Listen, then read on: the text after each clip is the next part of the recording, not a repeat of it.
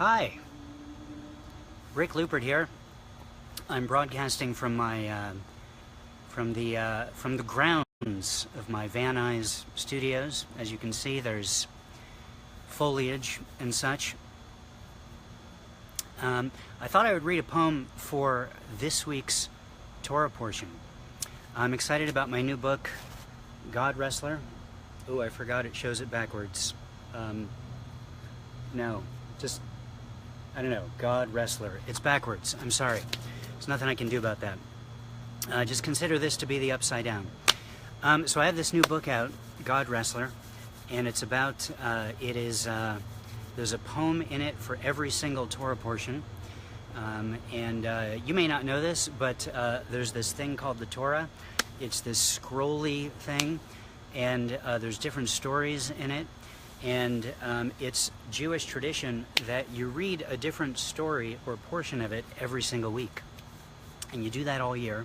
Starts with the creation of the world, Noah's Ark, blah-de-blah-de-blah, Egypt, Moses, bam, we're out. That's the whole thing.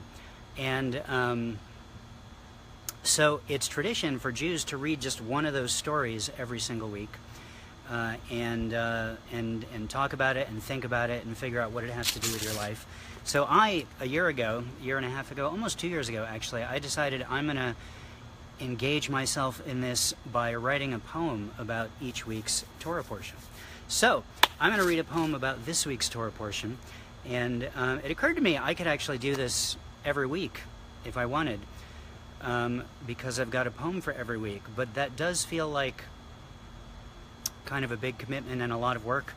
So I'd like to officially announce that the schedule for this weekly broadcast of me reading a poem for this week's Torah portion is going to be whenever I feel like it and remember. That's the official schedule for this. So mark that on your calendars, and there you go. So we're coming to the end of the Torah. Get excited.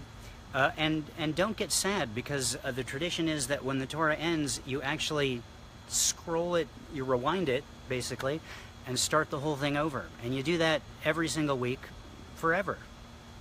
You know? There you go. Until you die. Not that that should happen soon for any of you.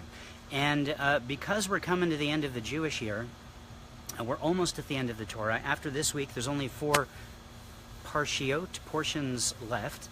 And we're at the end, and Moses is there, and all the Israelites are there, and he's just talking and talking and talking, and he's recapping a lot of stuff that we've already read, so it has the potential to get kind of boring. But in fact, in this week's parasha, in the last few, lots of laws are being listed. You may know, you may not, so I'll just go ahead and tell you. And if you already know it, you can just say, yes, I know that. And if you don't, then you'll say, oh, okay, that's interesting, or maybe it's not interesting. Let's find out. You may know this, but there are 613 laws in the Torah. So you'd think with a whole year, you could kind of just spread those out some and such, and it sort of works that way. But in this week's parasha, which is called Teitzei, or Teitzei, it's definitely not Tzitzi. I don't know. I think it's Teitzei.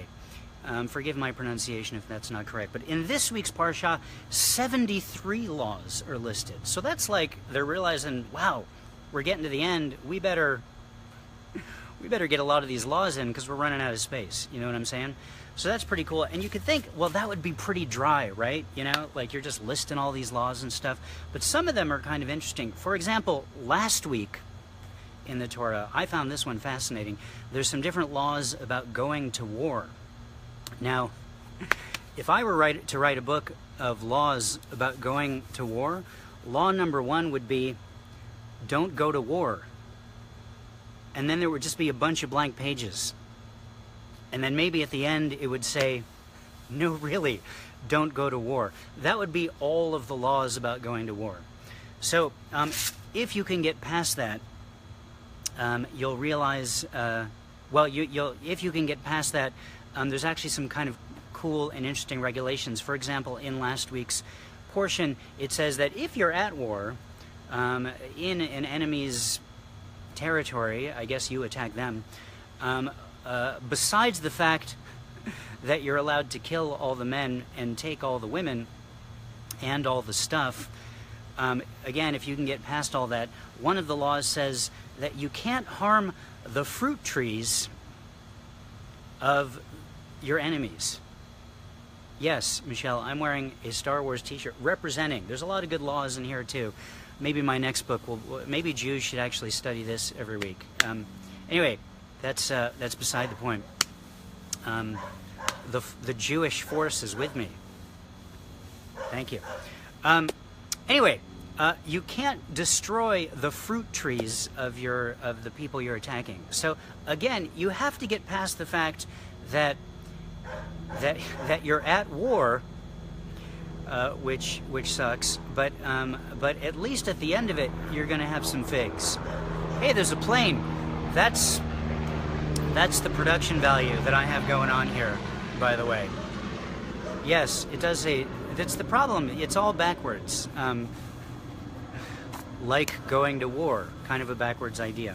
So anyway, in this week's parsha, 73 of these laws are listed. It's like 150 degrees out here. I don't know why I didn't do this inside. Maybe because my kid's in there making a lot of noise. That could be it. So enjoy the foliage and our new yellow pillows. So in this week's parsha, 73 laws are listed, as I mentioned. I really just focused on one of them for this poem, or one couple set of them. There are a set of regulations about what happens if you capture someone in war and you find that your captive is beautiful. Like, you've stolen a person and you find them beautiful. And there's a bunch of laws and regulations about what it is, how you're supposed to handle that.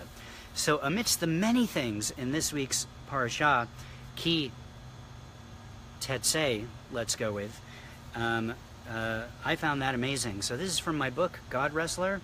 Again, read it backwards, look in a mirror. It's called Ki Teitzei. Teitzei. Sorry, my mouth breaks when I try to speak Jewish. Are you ready? It is hot enough in the valley, Steve. I'm glad it's hot up there, not because you're uncomfortable, but so we can bond on that. That's all. Ki Teitzei. You guys ready? All right. If you are at war and find your captives beautiful, the laws of our people, 74 of which, I thought it was 73, but I put 74 in the poem. Who knows? I could be wrong in the poem. I'm going to begin again.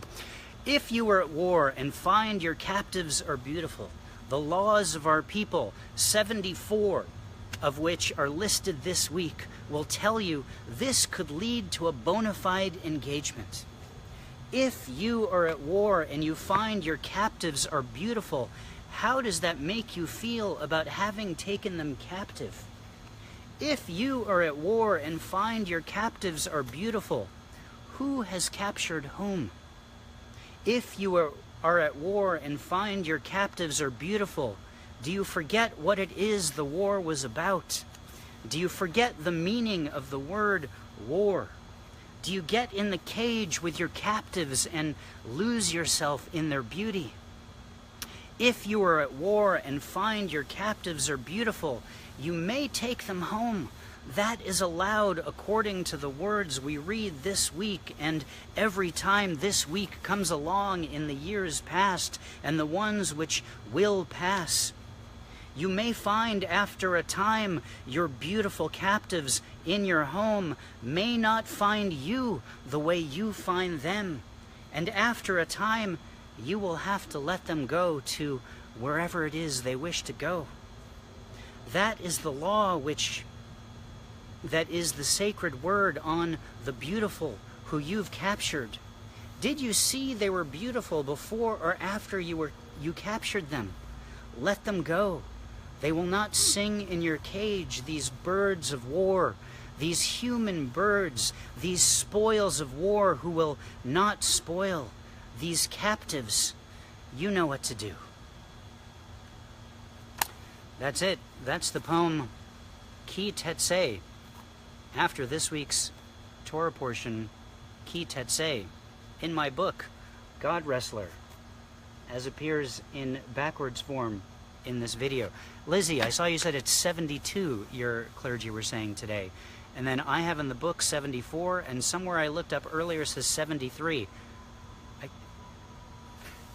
I don't know what it is. So thank you guys for tuning in and watching this video and letting me indulge you or me. There was some kind of indulgence happening.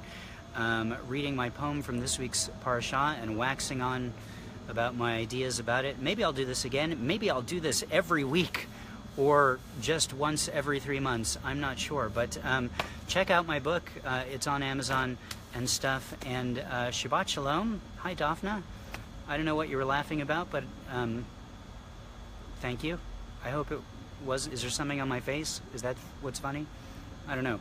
Anyway, thank you guys for listening and stuff. And I will see you guys again. Do you guys want to see my new Japanese bridge that we just installed, by the way? As long as you're here. Can you see it? Look at that. I assembled that myself. That's our house in the background. And that's a Japanese bridge that I put together and stained and stuff. Okay, I really have nothing else to say. Thank you. Okay, cool. That's good. I'm glad you think the poem is hilarious, because that is... the humor is intentional. So if you're laughing, you're doing the right thing. Go out there, ladies and gentlemen, have a good rest of your day. Don't go to war. That's rule number 1. If you do, and you find your captives beautiful, you know what to do. And for the love of God, don't destroy the fruit trees of your enemies. Shabbat Shalom.